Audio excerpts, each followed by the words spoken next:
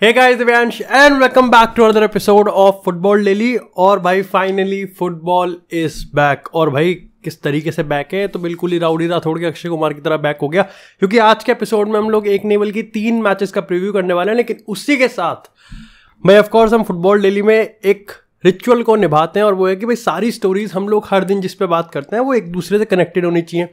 अब तुमको पता है कि अगर रियल मैड्रिड के सीन की बात करें तो उसमें हमने यहाँ पर एंड्रिक की बात कर ली, उसमें हमने यहाँ पर विक्टर ओसिमन की बात कर ली, जूलियन अल्वारेस के रूमर को डिबंक किया। लेकिन यहाँ पर जो सबसे ऑब्वियस है उस पर बात करना रह गया, और वो है यहाँ पर किलियन एम्बापे।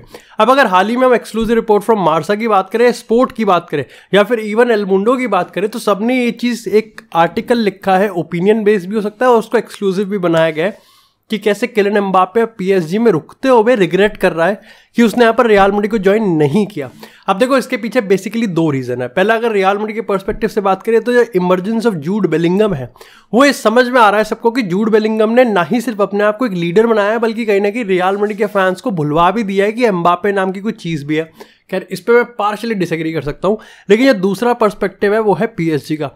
अब देखो, हमको पता है पीएसजी में क्या ड्रामा चल रहा है। यस, उन्होंने यहाँ पर लुइस एनरिके को लेके आए हैं, लेकिन सबको कहीं ना कहीं ये लग रहा है कि अभी भी एम्बापे यहाँ पर रिग्रेट तो कर रहा है।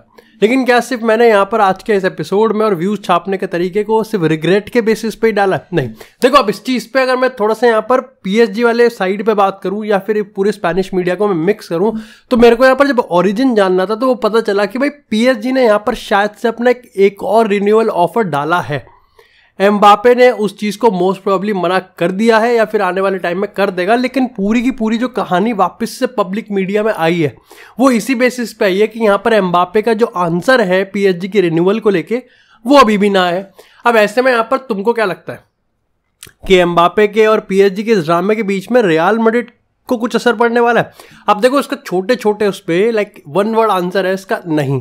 लेकिन हाँ, ये चीज़ कंफर्म है कि सारी स्पेनिश मीडिया एक सुर में ये ज़रूर बता रही है कि पीएसजी और एम्बापे के बीच में कुछ भी हो, रियल मैड्रिड अपने विजन में एक चीज़ कंफर्म है कि एम्बापे को जनवरी से पहले ही पीएसजी को पब्लिकली मना करना पड़ेगा कि वो कॉन्ट्रैक्ट रिन्यू नहीं करने वाला। ऐसे में यहाँ पर वो फिर एम्बापे को जनवरी में ही टाई अप करना चाहते हैं जून 2024 के लिए। शायद से कहीं ना कहीं हमको इस बार हो सकता है कि ये भाई ब्लफ हो या फिर एक तरीके से रूमर हो या फिर एक तरीके से स्टोरी रिपीट हो जाए हिस्ट्री की तरह, लेकिन काफ़ी रिपोर्ट्स ये बता रही है कि रियल मैड्रिड भी बेलिंगम, विनीसियस, रॉड्रिगो और एंड्रिक के चक्कर में शायद से कहीं ना कहीं एम्बापे को इतना यहाँ पर ना लुभाए या फिर एम्बापे को इतना ज़्यादा सर पे ना चढ़ाए। उसमें हमको नहीं भूलना चाहिए कि Victor Osimhen still on the market, और ऐसे में अगर एम्बापे अपने आप को ज़्यादा हरियाणा का सपना चौधरी समझेगा तो भैया सीधी सी बात है, विक्टर ओसिमन पर रियल मैड्रिड जा सकती है। खैर, अभी के हिसाब से तो यहाँ पर यही पता चल रहा है कि किलियन एम्बापे पीएसजी में रुकने के लिए तो नहीं मान रहा। इसके रिगार्डिंग पीएसजी का क्या रिप्लाई होगा वो फिर भी काफ़ी ज़्यादा देखने लायक होगा, क्योंकि पीएसजी ने एक बार तो फुटबॉल जगत में अपनी नाक कटवा ली, क्या एक बार फिर से वो अफोर्ड कर सकता है? देखते हैं। खैर, इसी के साथ बात करते हैं अब एक और कंट्रोवर्सी की, जो कि हुई है अर्जेंटीना और वर्ल्ड कप से।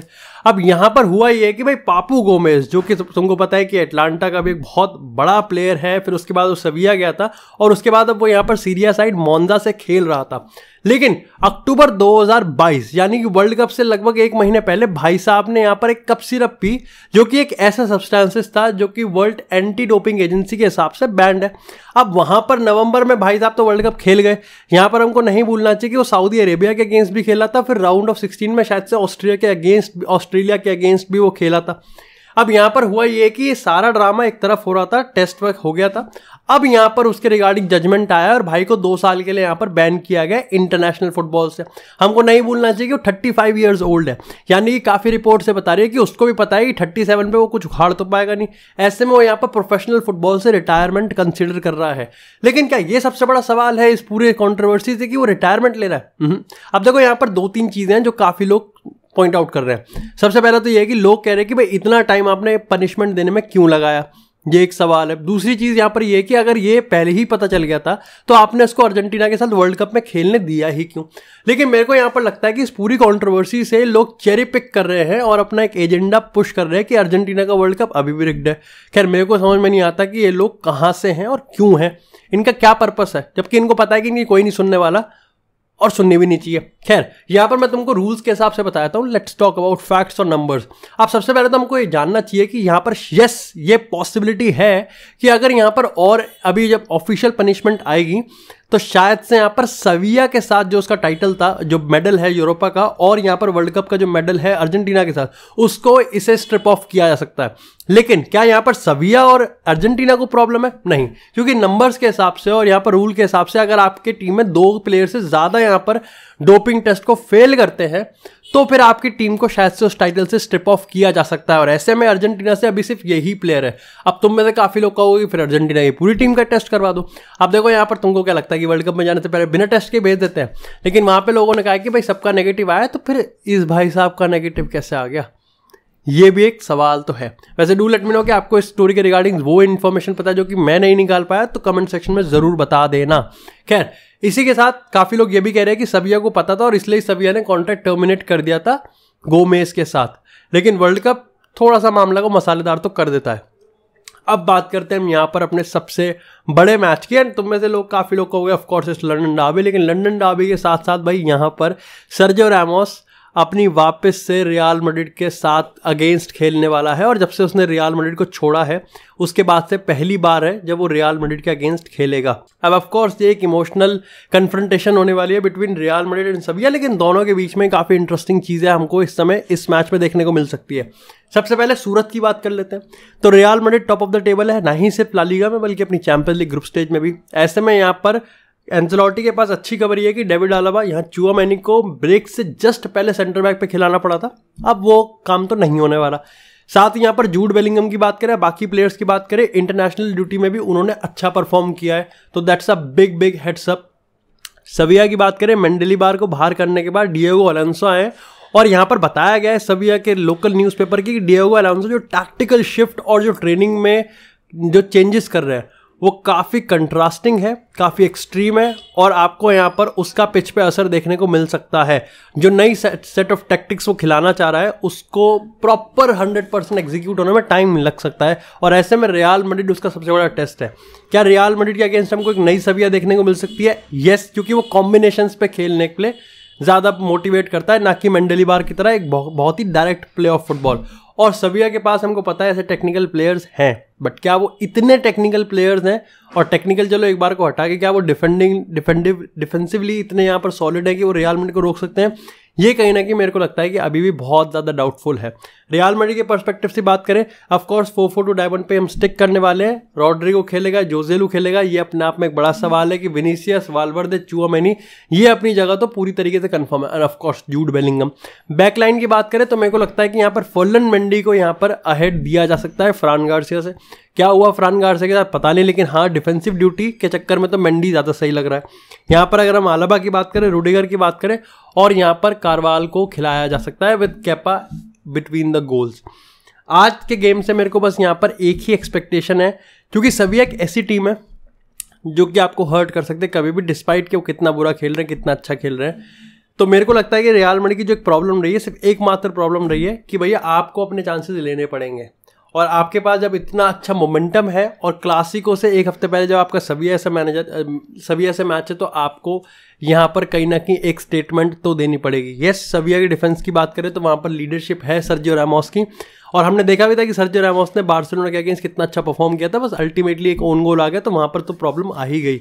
लेकिन मेरे को लगता है कि आज यहाँ पर रियल मैड्रिड को जीत जाना चाहिए, कन्विंसिंगली या फिर कंफर्टेबली तो मैं नहीं कहूँगा, लेकिन यस रियल मैड्रिड के पास इतना बारूद तो है कि वो जीत जाए। खैर, इसी के साथ यार बात करते हैं अपने दूसरे मैच की, जो कि आता है यहाँ पर मैनचेस्टर सिटी वर्सेस ब्राइटन। खैर आज मर्सीसाइड डर्बी भी है, लेकिन मेरे को तुमको ही पता है यार लिवरपूल के सामने एवर्टन क्या ही है। Of course it's a derby, but कहीं ना कहीं डर्बी के अलावा क्या ही कंपटीशन दिया है पिछले कुछ सालों में एवर्टन ने।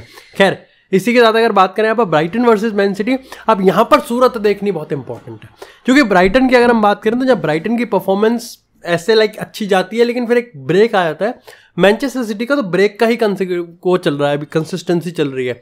अब देखो रॉड्री वापस आ चुका है, यानी कि यहाँ पर जो 3 मैचेस हारे हैं ये, अब कहीं ना कहीं ऐसा होता हुआ दिख रहा है कि उस पर लगाम लग जाना चाहिए। अगर आज का मैच भी हार गए तो 2015 के बाद पहली बार ऐसा होगा जब पेप गार्डियोला की टीम लीग में 3 बार हारी, और 2015 में भाई साहब मैनचेस्टर सिटी के मैनेजर नहीं बल्कि बायर्न के मैनेजर थे। तो सोचो कितनी बड़ी बात होगी कि मैनचेस्टर सिटी के मैनेजर में पहली बार ऐसा हो सकता है कि वो लीग में ही 3 गेम लगातार हार जाए। ऑफकोर्स बहुत बड़ी आस्क है। लेकिन गेम की बात करें तो मेरे को यहाँ पर लगता है कि बहुत ही ज़्यादा टैक्टिकली टाइट मैच होने वाला है, जहाँ पर दोनों ही मैनेजर्स यहाँ पर मैन टू मैन प्रेसिंग करेंगे।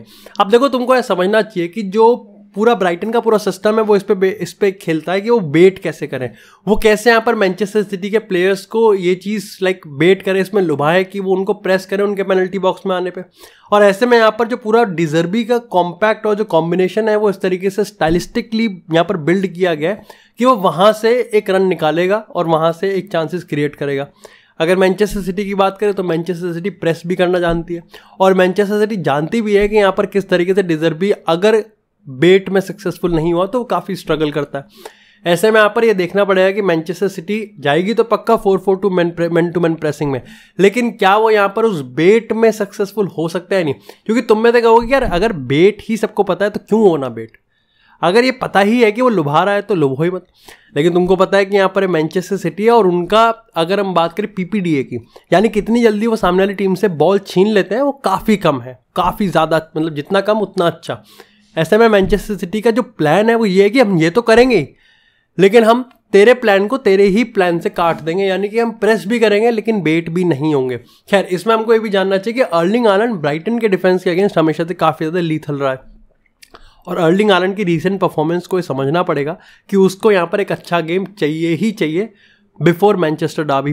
अब हमको यहाँ पर यह भी नहीं भूलना चाहिए कि जूलियन अल्वारेस और फिल फोर्डन इस समय 2 ऐसे प्लेयर्स हैं जिसपे सबसे ज़्यादा इस समय रिस्पॉन्सिबिलिटी आ रही है। लेकिन आई थिंक रॉड्री अगर आज खेल के जितवा गया तो सबको पता चल जाएगा कि भैया ठीक है, इट्स रॉड्री जो कि सबसे मेन मैन है इस मैनचेस्टर सिटी का, एंड डिजर्वेडली सो। इसमें मेरे को लगता है कोई शर्माने वाली बात नहीं है कि रॉड्री मैनचेस्टर सिटी का मेन मैन बन सकता है। बाकी ब्राइटन को इस मैच की ज़रूरत है, और कहीं ना कहीं यहाँ पर क्योंकि आर्सेनल चेल्सी से पहले मैच हो जाएगा तो शायद से आर्सेनल भी होप करी होगी कि यहाँ पर मैनचेस्टर सिटी एक बार और स्लिप अप कर जाए। वो देखने वाली बात है कि अगर इन केस स्लिप अप हो जाता है कि तो आर्सेनल क्या यहाँ पर उठा सकती है कुछ मामला है या फिर नहीं। खैर ये मैच तो काफ़ी ज़्यादा टैक्टिकली होगा, और क्या ये हाई स्कोरिंग गेम हो सकता है? आई थिंक सो येस, ये एक हाई स्कोरिंग गेम हो सकता है, क्योंकि जहाँ मैन टू मैन प्रेसिंग है वहाँ स्पेसिस भी हैं, जहाँ स्पेसिस हैं वहाँ पर टैक्टिकल फ्लॉज भी हैं, गेम किधर भी जा सकता है। आई थिंक अगर हाई स्कोरिंग होगा तो सिटी जीत रही है, लो स्कोरिंग होगा तो मेरे ख्याल से ब्राइटन जीत जाएगी, चांसेस कम है लो स्कोरिंग के। खैर इसी के साथ यार बात करते हैं थोड़ी सी लंदन डार्बी की।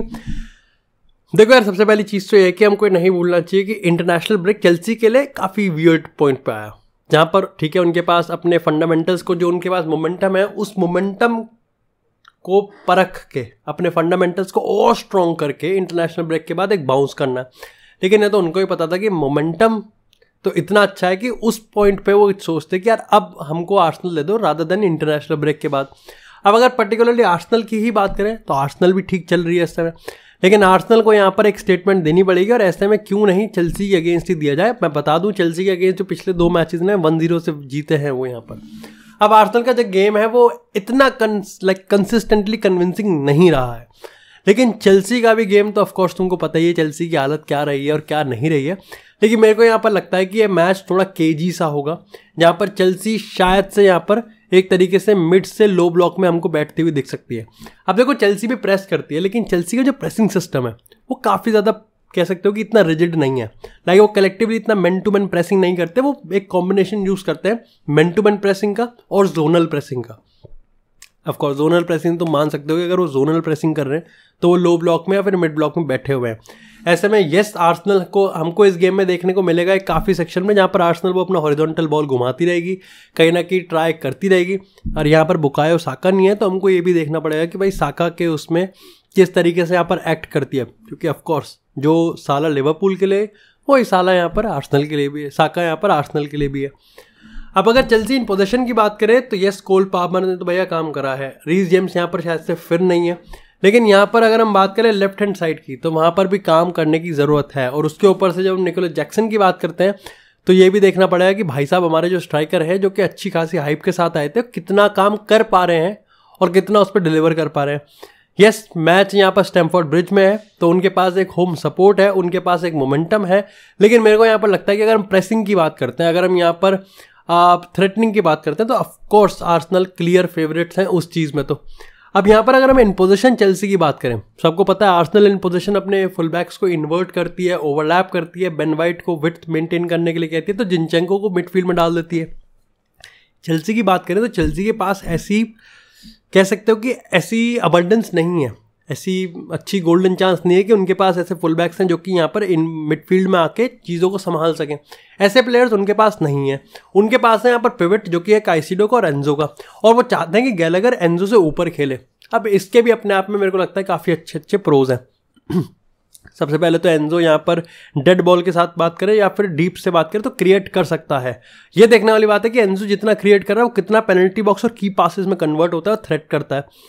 गालागर की बात करें तो गालागर यहाँ पर रन बनाता है और गालागर के पास वो एथलेटिज्म भी है जो वो संभाल सकता है। तो तुम कह सकते हो कि वो चेल्सी का बालवर्दे है वर्क रेट के मामले में। तो लेकिन यहाँ पर हमको पता है कि कोई सेट ऑफ पैटर्न्स नहीं है चेल्सी, और ये उनको एक अनप्रेडिक्टेबिलिटी देता है, लेकिन साथ के साथ ये उनको एक तरीके से आप कह सकते हो कि आपस में कन्फ्यूज कर देता है। लाइक कहीं ना कहीं अभी भी आपको उनके गेम देखने को लगेगा कि they are not on the same like length, उस पर नहीं है, वो वेव लेंथ पे नहीं है। यहाँ पर मेरे को लगता है कि पोचेटिनो की जो टीम है उनके पास एक फ्रीडम रहता है अपने आप को एक्सप्रेस करने का, पोजीशन फ्रीडम रहती है, लेकिन वही जैसा मैंने कहा ना कि वो फ्रीडम कॉम्बिनेशंस है कि वो इतना अनप्रेडिक्टेबल है कि चेल्सी के प्लेयर्स को खुद को कभी कभार पता नहीं चलता कि यार कौन किसके रास्ते में आ रहा है, कौन किसका स्पेस ऑक्यूपाई कर रहा है, और यहाँ पर कौन मेरे रन को पिक कर रहा है। जैसे निकोलस जैक्सन की बात करें तो उसका रन ही कोई पिक नहीं करता, और जब भाई को सही में बॉल मिलती है तो वो हक देता है। ऐसे में यहाँ पर कॉन्फिडेंस, अनप्रेडिक्टेबिलिटी और कहीं ना कहीं फ्रीडम, ये तीनों में एक कॉम्बिनेशन और एक बैलेंस बनाना बहुत ज़रूरी है अगर चेल्सी का कोई चांस है आर्सेनल के। Do I believe it? नहीं, पर मेरे को लगता है कि यहाँ पर आर्सेनल की मेंटालिटी का सबसे बड़ा टेस्ट होने वाला है। बाकी देखते हैं यार इस आज के इस मैच डे में हमको क्या देखने को मिलेगा। ऑफकोर्स रियल मैड्रिड का वॉच लॉन्ग जरूर होगा, चेल्सी का मैं उस टाइम नहीं देखूंगा, बाद में देखूंगा यूनाइटेड के बाद।